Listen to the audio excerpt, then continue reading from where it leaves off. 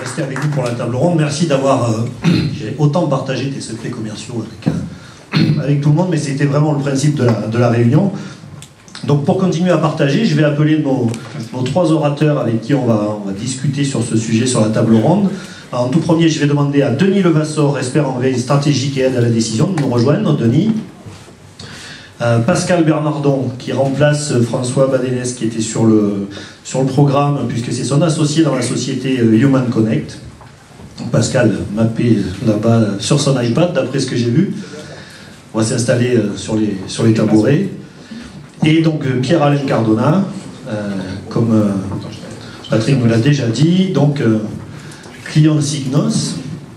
Donc on va récupérer peut-être le dernier tabouret qui est là-bas au coin.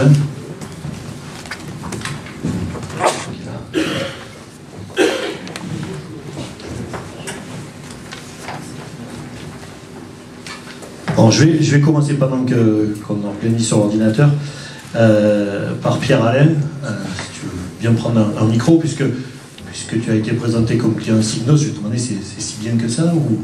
Oui. Qu'est-ce que tu as passé de la conférence? Est-ce que c'est comme ça qu'il a réussi à t'attraper?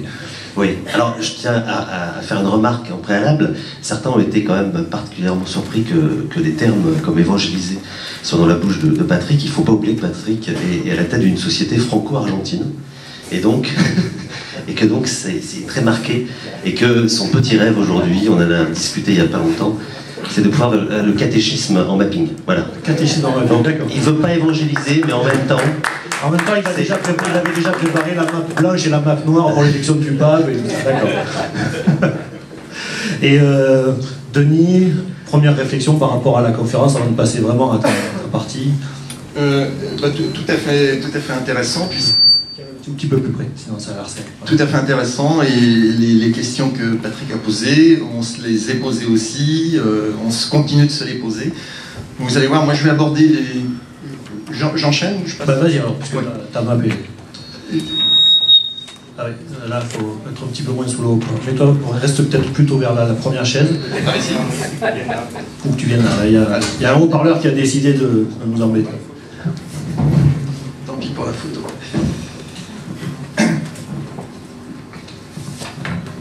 J'ai juste ça.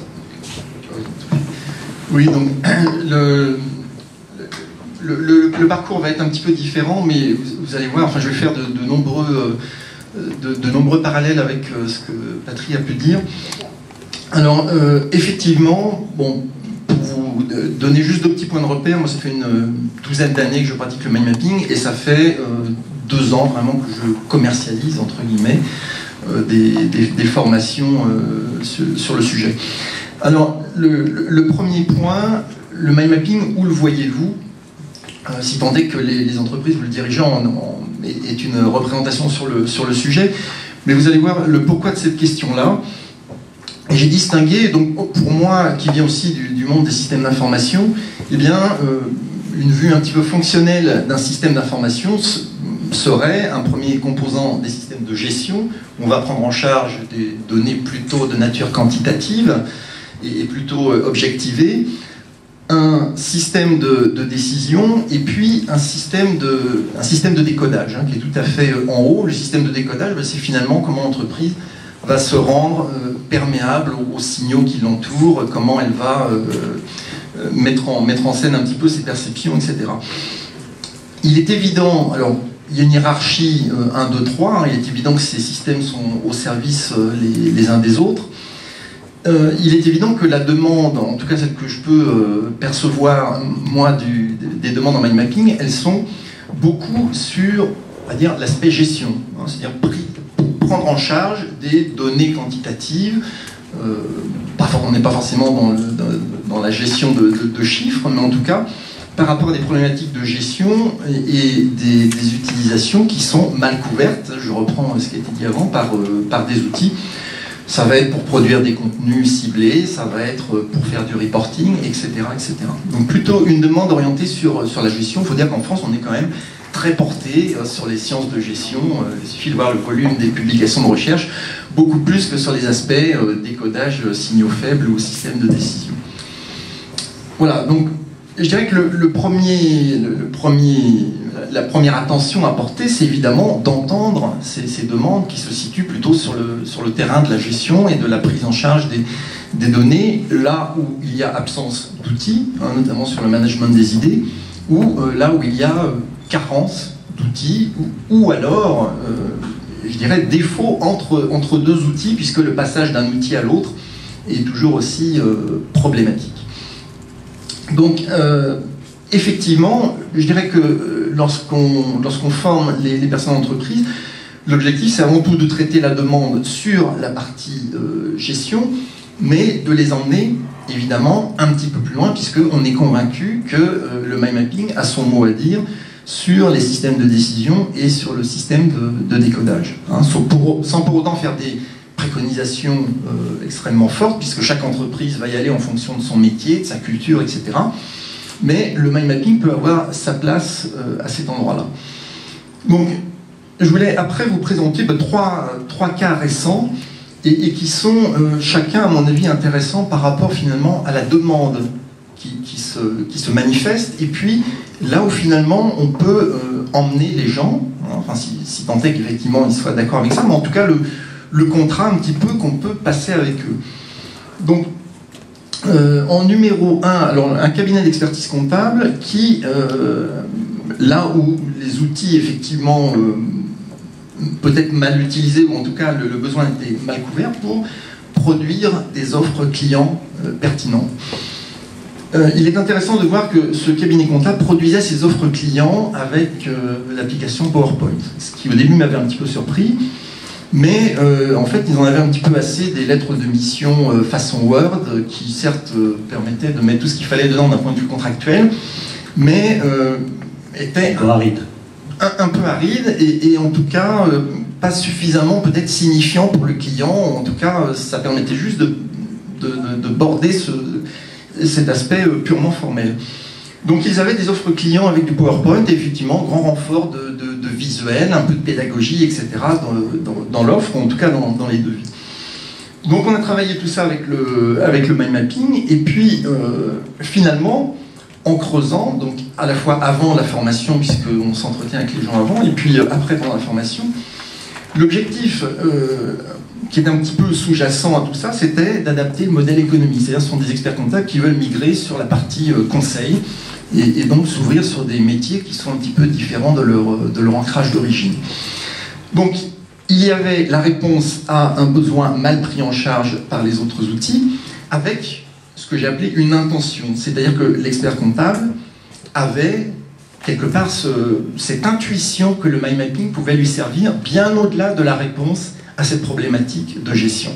Ça, je crois que c'est important.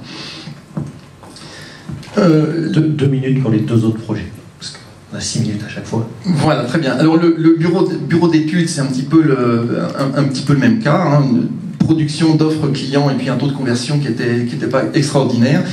Et la volonté, là aussi, c'était de travailler sur la différenciation et finalement adapter l'offre et la remettre en question un petit peu, donc une problématique assez voisine. Et enfin, une collectivité. L'objectif et la demande initiale, c'était animer les réunions, donc prise de notes, production des comptes rendus qui arrivaient trop tardivement, etc. Mais au-delà de ça, et ce qui avait été perçu, et finalement ce qui faisait partie de la demande du client, c'était de mobiliser les équipes et aussi, finalement, peut-être de mieux remplir sa mission. D'accord ? Donc une manière de communiquer autrement, de façon un petit peu plus directe, un petit peu plus synthétique, qui correspond aussi à la demande des usagers de cette collectivité. Hein, donc là, il y avait finalement un recouvrement entre des pratiques internes qui étaient appelées, et puis finalement la mission de l'entité en question. Rapidement, le sujet qui est en bas à gauche les ressort un petit peu par rapport au mind mapping, donc là qui sont assez peu pris en charge dans l'entreprise. Je rejoins tout à fait ce que disait Patrick. Le souci finalement de mieux communiquer. Hein, une carte, c'est un acte de communication. Et finalement, ce sont des choses qu'on apprend guère, enfin sauf pour des études des cursus très ciblés, mais ce sont des choses qui ne sont pas vraiment apprises pendant les cursus scolaires. Renouer avec un plaisir à réaliser. le plaisir dans l'action, le plaisir de concevoir et le plaisir dans l'action, la créativité et aussi la notion de territoire. Ce qui me semble intéressant, c'est qu'avec la carte, finalement, chacun va définir un petit peu son territoire et en posant le moins d'injonctions possible sur le collaboratif. C'est-à-dire que ce petit territoire, il est travaillé d'abord individuellement et puis après, il est mis en partage.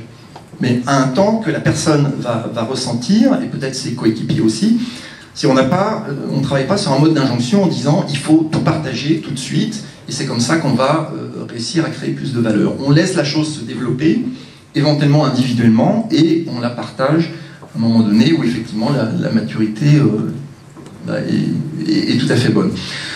Donc je conclus en 15 secondes. Outiller la demande, répondre à la demande initiale.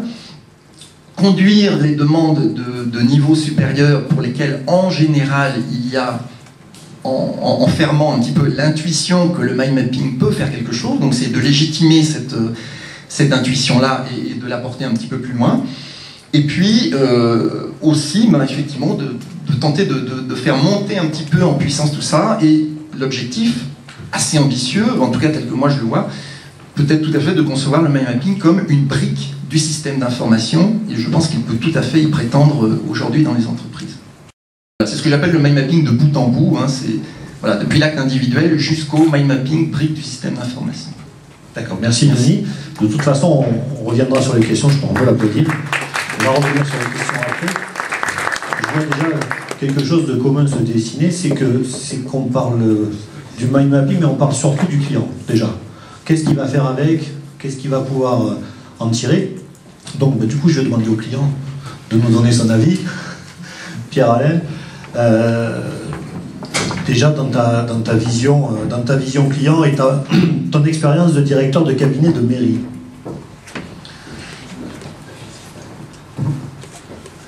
Tu as quelques maps de mairie à nous montrer?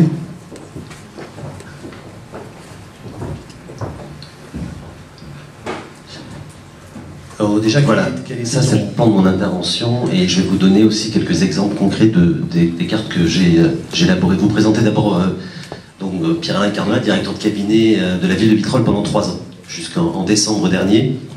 Et j'ai découvert donc le mind mapping pour répondre à un besoin d'abord personnel, qui était lié à mes fonctions de directeur de cabinet. Donc beaucoup de relations, animation, mobilisation, avec aussi une multitude d'acteurs, élus, l'administration, la population, les entreprises, Vitrolles étant la plus grande zone industrielle des Bouches-du-Rhône, évidemment à traiter de nombreux territoires de la ville jusqu'aux enjeux de la métropole.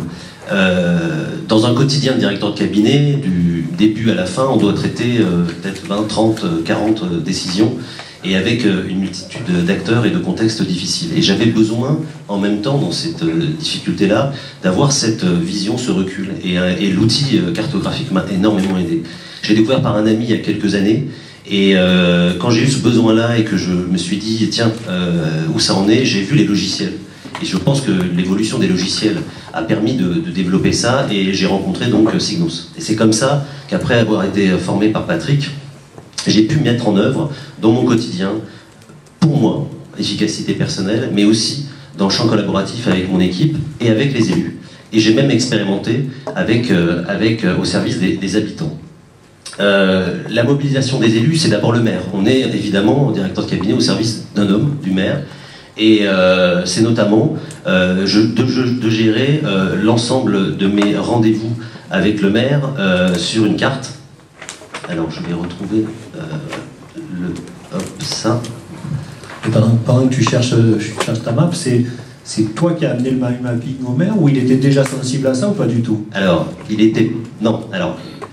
l'ai amené, mais par contre, et Patrick peut témoigner, le maire est quelqu'un qui, dans le cadre de tous ses rendez-vous, prend toujours un stylo et un papier et dessine. Voilà. Ça lui permet de réfléchir.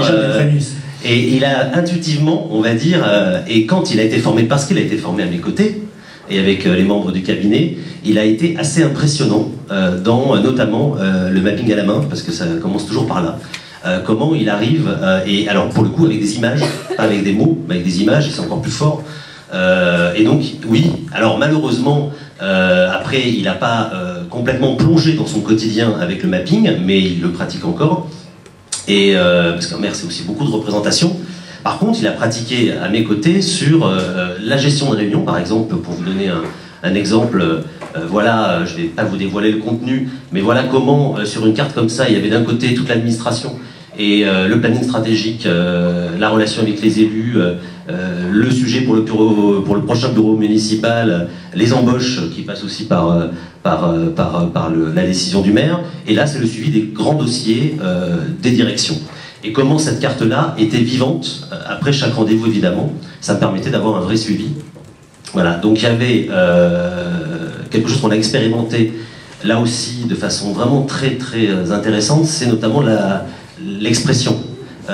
Faire un discours, je vais vous donner par exemple discours du Forum de l'Alternance, voilà comment je lui ai présenté un discours, c'est-à-dire les 3 points de son discours, dans l'ordre, et ça c'est les éléments, on va dire, qu'il pouvait piocher et qui lui donnaient un peu le contexte de la manifestation.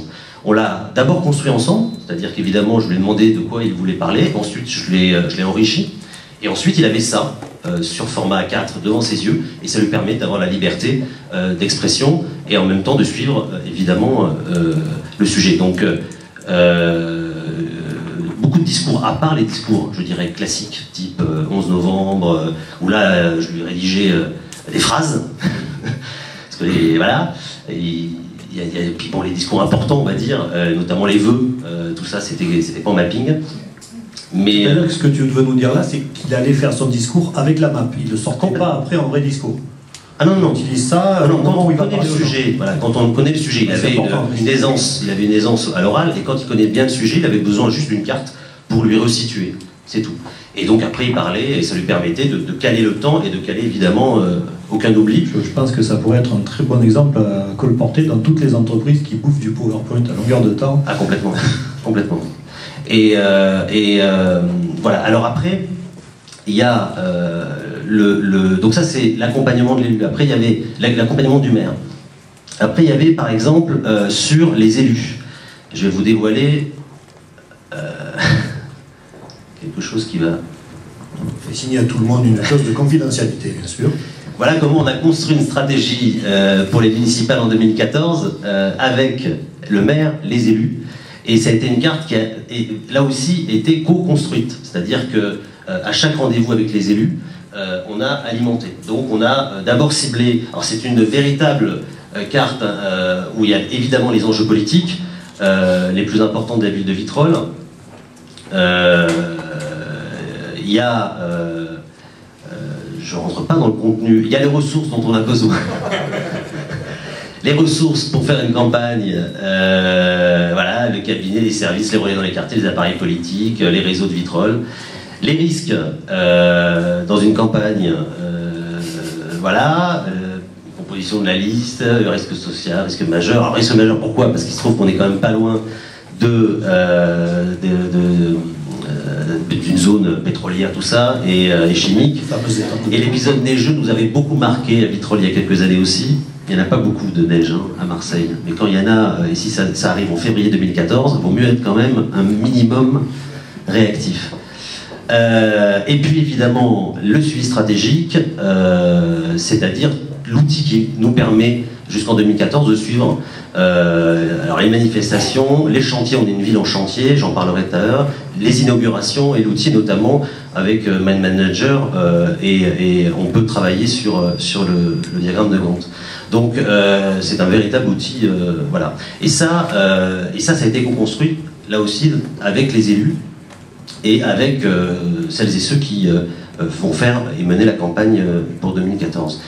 Il y avait un sujet... Je te laisse encore une petite minute, oui, histoire qu'on puisse faire les 3 conférences, et après, de toute façon, je pense qu'il y aura beaucoup de questions pour vous tous. Vous inquiétez pas, je voudrais laisser de la place pour les questions, surtout pour les vôtres, pas les miennes. Alors, dernier exemple, ça a été au service des habitants. Et au service des habitants, ça a été notamment, et c'était piloté par une chargée de mission qui était au cabinet du maire, qui travaillait sur la communication de chantier, qui a été pour nous un des angles de la participation concrète des habitants, parce qu'on a plutôt choisi dans la participation des habitants non pas de construire des conseils de quartier de façon institutionnelle du haut par le bas, on s'est appuyé sur le quotidien des habitants, et notamment une ville en chantier, c'est beaucoup de raisons d'interroger. Et donc on a la chargée de mission a été aidée pour construire sa carte par rapport déjà à sa propre mission en direction des services techniques, notamment de la ville en interne, pour clarifier son projet, qui était un projet par nature transversal et des fois complexe. C'est l'une des contraintes principales d'ailleurs dans une collectivité, pour confirmer ce que disait Patrick, la culture administrative impacte complètement l'enjeu d'une carte qui est une carte transversale. Donc clairement, cette contrainte-là, c'est un des freins. Voilà. Et donc la communication de chantier, les chantiers de la ville, les différents outils, et ça a été notamment, on a expérimenté des réunions avec des habitants, avec des comptes rendus construits en direct. Voilà. Et donc cette démarche-là, c'est je dirais, pour moi en tout cas, la démarche la plus intéressante. Et le mind mapping est un outil très puissant pour justement permettre une expression la plus active, et qui, de cette émergence et de la structuration de la carte, de co-construire la carte jusqu'à la prise de décision. Là, on a un outil qui, en tout cas, parce que à côté de directeur de cabinet, je suis aussi un militant de l'éducation populaire dans une grande fédération d'éducation populaire. Depuis quelques années, l'outil mind mapping m'a vraiment permis de découvrir quelque chose que je ne connaissais pas depuis 15 ans, que je milite ou que je travaille dans ce champ-là. Et c'est ce que d'ailleurs je souhaite développer tu vas devenir évangéliste du mind mapping dans ton association. Alors, dans l'éducation populaire. On a un marché à décrocher avec le pape argentin, c'est vrai, mais, et pour finir là-dessus, je confirme complètement le fait qu'il ne faut pas évangéliser. Je suis plutôt de nature enthousiaste. Ça a complètement bloqué mon entourage professionnel. Quand j'ai découvert ça, que je l'ai testé pour moi, que j'ai vu toute la possibilité et que j'ai commencé à prendre la tête à mon entourage, Patrick a énormément ramé au démarrage pour reprendre justement une adhésion. Et donc, surtout ne pas en parler. Et ce que je fais depuis maintenant, c'est que je pratique. Je le pratique dans plein d'occasions. Et c'est en pratiquant que les gens voient ça, et bien ils viennent, ils posent des questions, et cet acte de curiosité-là est déjà la première approche. C'est comme cela, à mon avis, et c'est pas, même si on a envie, hein, et moi le premier, de dire que c'est génial, il faut surtout pas le dire, il faut le faire. Merci beaucoup. Pascal, je crois qu'il y a une présentation sur le PC aussi. Je te laisse ouvrir, on va enchaîner.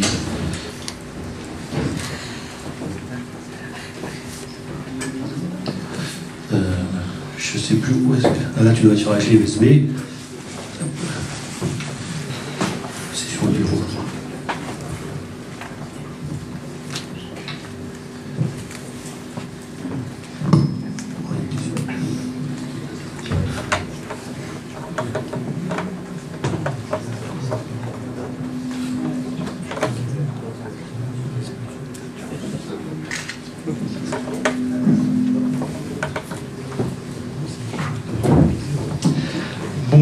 Bonjour à tous. En fait, ok, moi on n'est pas là pour évangéliser, on n'est pas là, mais globalement, nous on souhaite que cette conférence serve à réunir. Déjà, merci à l'IAM de nous avoir tous réunis. Aujourd'hui, tous les experts francophones sont là. C'est le moment ou jamais de se réunir, justement, même si le mot évangéliser vous choque, on peut le changer, il n'y a pas de problème, pour lancer un dynamisme autour de ce marché qui est encore naissant. Le gâteau est tout petit. Alors que le gâteau pourrait être plus grand. C'est vrai qu'on est concurrents, mais peu importe qu'on soit concurrents, moi je suis pas là pour me battre contre qui ou quoi que ce soit, je suis là pour construire. Et j'aimerais qu'ensemble on construise ce chemin pour que demain le mind mapping, ça soit quelque chose dont on ne parle pas comme d'une secte ou quoi que ce soit. Je suis tout à fait d'accord avec vos approches. Et donc qu'on essaye de sensibiliser les entreprises, les associations, les journaux, enfin, et qu'on bosse sur le sujet. De l'autre côté, on fait des mappinales régulièrement maintenant, à Nantes, à Bordeaux et à Lyon, justement pour sensibiliser, plus que pour évangéliser. Et on est dans le faire, c'est-à-dire que quand on présente le mapping, on présente des cas concrets d'utilisation, d'usage professionnel. Tu gères un projet, tu gères un plan de formation, tu gères ceci, c'est ça qui est important. Aujourd'hui, ce que je souhaiterais, moi, c'est que tous ensemble, là, tous les acteurs sont là aujourd'hui. C'est le moment où jamais. Et on a une structure qui existe, BiggerPlate. L'IAM nous met à disposition BiggerPlate. Moi, ce que je souhaiterais, c'est que BiggerPlate devienne francophone un petit peu, qui ait cette partie anglophone. Moi, je participe. Did you understand, Liam? He said he want BiggerPlate became French, perhaps. French. A little bit, just a little bit. We can do that. Okay, thanks. This year. Globalement, quand on regarde tout ce qui se passe dans les communautés, moi je participe à des communautés avec le Canada parce que j'ai vécu plusieurs années, tout ce qui est anglophone marche bien. Les francophones, je ne sais pas pourquoi, on est bloqué, je ne sais pas pourquoi. Donc il faut qu'on arrête de se regarder. Sort de l'Empire romain. Peut-être, mais ça fait plus de 2000 ans, donc il faudrait qu'on se sorte un petit peu de ça. Et moi je suis là aujourd'hui pour faire une présentation uniquement sur ce qu'on peut faire, nous, tous les acteurs du mind mapping ici, tous les experts qui sont dans cette salle, pour que demain on crée un cluster, qu'on fasse des choses ensemble, qu'on organise des événements comme celui-ci régulièrement dans différentes villes, qu'on fasse des benchmarking ensemble sur les produits, parce qu'on utilise tous les mêmes produits, que ce soit iMindMap, Mindjet, Xmind, je ne veux pas tous les citer là. Et donc c'est le moment où jamais. Donc moi ce que je souhaite, c'est que dans cette conférence, on puisse mettre ça en place, et qu'après cette conférence, il y ait des réunions de travail entre les experts pour monter un cluster qui existe et qui vive. Et on a une structure BiggerPlate, on met un petit coin de français, et puis ça va y aller. Donc je ne sais pas si, si tout le monde est d'accord ou pas sur cette approche. Moi j'étais là uniquement pour passer ce message aujourd'hui. Bah, écoute, merci Pascal.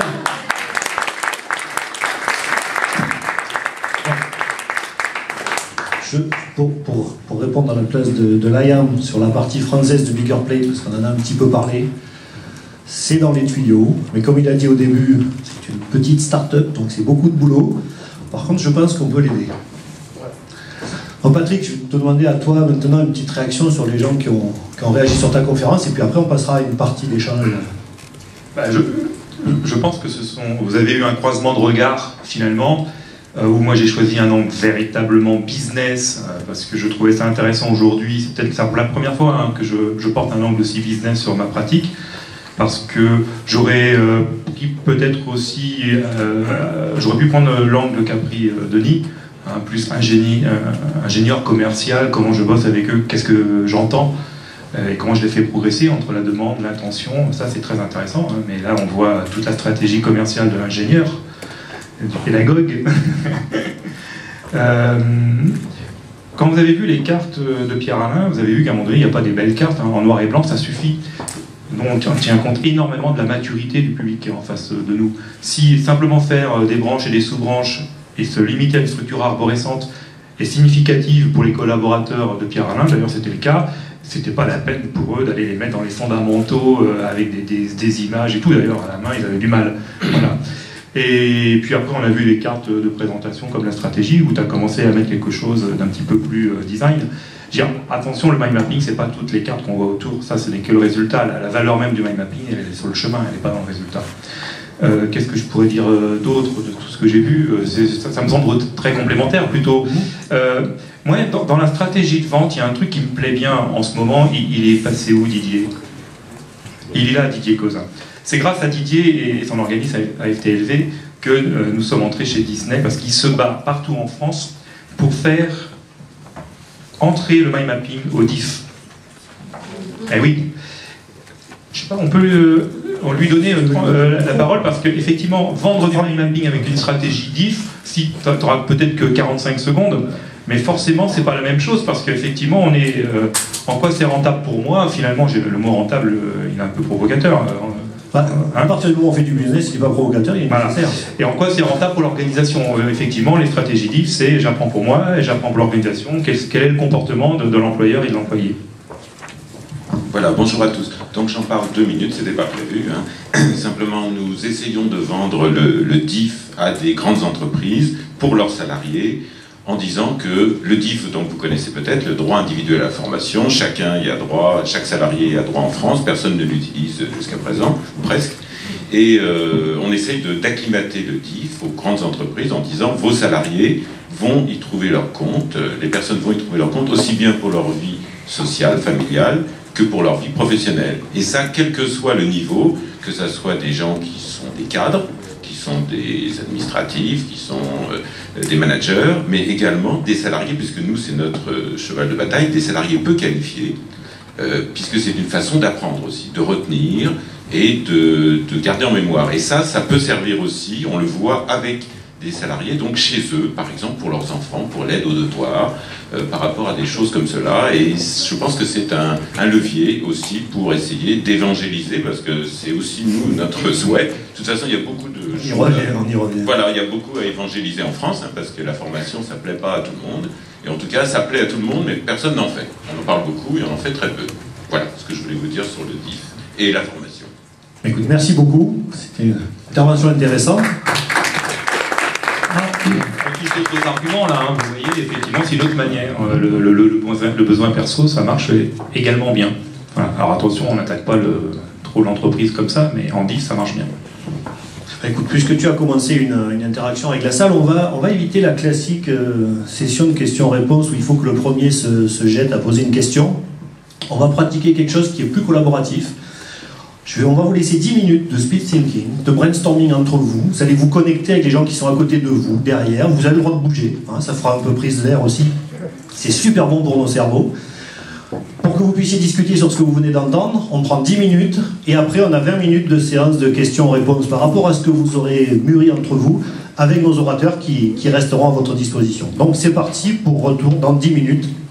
Après ce speed thinking, je vous laisse vous connecter comme si on était sur Internet mais en vrai.